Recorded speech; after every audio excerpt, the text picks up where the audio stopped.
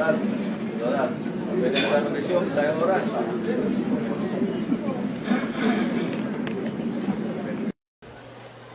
Earlier kanina, meron pong inabot si Remulla, no, na parang script. Ano bang ginagawa ng Department of Justice doon? Eh yung amo niya, pinsan ni Romualdez eh. Parang nakakahalata na tayo tapos hinayaan lang ni Lacson. Hindi pwede yun. Parang orchestrated ng lahat eh. Sana naman hindi ganun, Tito Soto. Ubalimbing ka lang talaga. Kasi panahon ni Aquino, maka-Aquino ka. Nung si Digong na, anti-Aquino ka na. Ngayon, na si Marcos naman, anti-Duterte ka na naman. Apakabalimbing mo.